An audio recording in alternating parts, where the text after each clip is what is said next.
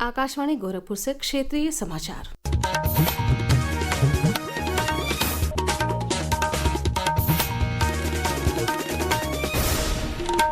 नमस्कार। समाचार बुलेटिन के साथ मैं सोनी निगम। प्रधानमंत्री नरेंद्र मोदी ने आज मुंबई के जियो वर्ल्ड कन्वेंशन सेंटर में पहले वर्ल्ड ऑडियो विजुअल एंटरटेनमेंट सम्मेलन वेब्स का उद्घाटन किया। इस अवसर पर प्रधानमंत्री ने कहा कि ये वैश्विक मंच है जो कलाकारों और रचनाकारों के नए विचारों को बढ़ावा देगा। वेब्स बाजार पहल की सराहना करते हुए प्रधानमंत्री ने कहा कि ये नवोन्मेषकों और रचनाकारों को प्रोत्साहित करेगी।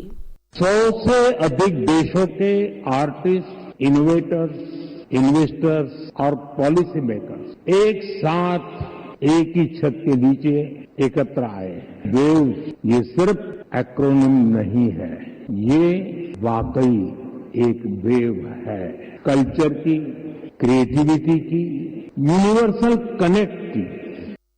प्रधानमंत्री मोदी ने कहा कि वेब्स सम्मेलन में भारत की रचनात्मक ताकत वैश्विक मंच पर उजागर होगी। उन्होंने कहा कि ये भारत के एनिमेशन और ग्राफिक डिजाइन उद्योग के लिए खुद को वैश्विक मंच पर स्थापित करने का महत्वपूर्ण अवसर है। आज Bharat film production, digital content, gaming, fashion और म्यूजिक का ग्लोबल हब बन रहा है। लाइव कंसर्ट से जुड़ी इंडस्ट्री के लिए अनेक संभावनाएं हमारे सामने हैं। आज ग्लोबल एनिमेशन मार्केट का साइज $430 बिलियन से ज्यादा का है। अनुमान है कि अगले 10 सालों में ये डबल हो सकता है। इस अवसर पर सूचना और प्रसारण मंत्री अश्विनी वैष्णव ने कहा कि वेब्स सम्मेलन नए आर्थिक अवसर सृजित करेगा। ये सम्मेलन रचनाकारों को वैश्विक मंच प्रदान करेगा और नई प्रौद्योगिकी के बारे में जानने का अवसर देगा। उपराष्ट्रपति जगदीप धनखड़ आज लखनऊ दौरे पर पहुंचे। उन्होंने डॉक्टर APJ अब्दुल कलाम प्राविधिक विश्वविद्यालय में राज्यपाल आनंदीबेन पटेल के संघर्षों और प्रेरणादायक जीवन पर आधारित पुस्तक चुनौतियां मुझे पसंद है का विमोचन किया। उपराष्ट्रपति ने कार्यक्रम को संबोधित करते हुए कहा कि ये पुस्तक आनंदीबेन पटेल के बारे में नहीं बल्कि एक प्रेरणा का स्रोत है। ये महिलाओं के उत्थान, महिलाओं की मुक्ति और महिलाओं के सशक्तिकरण के लिए मूल सामग्री है।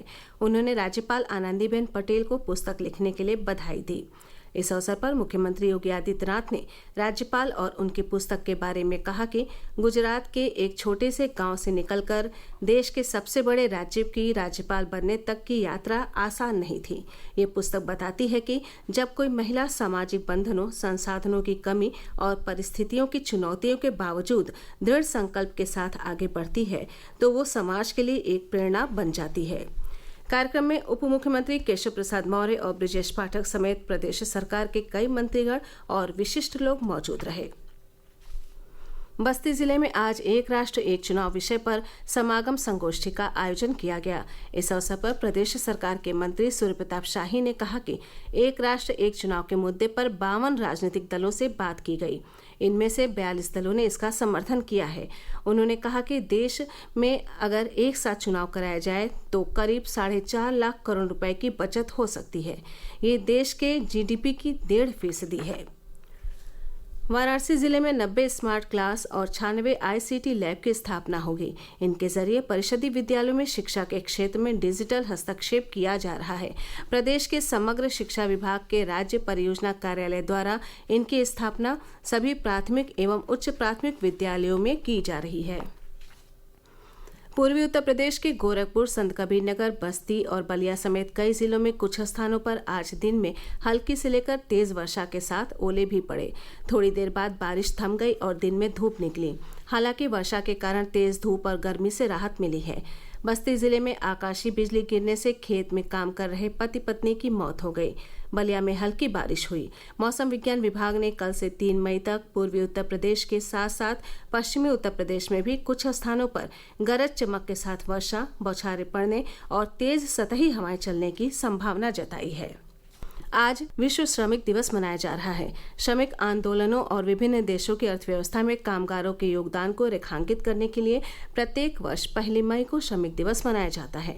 गृह मंत्री अमित शाह और प्रदेश के मुख्यमंत्री योगी आदित्यनाथ ने इस अवसर पर कामगारों को बधाई दी है।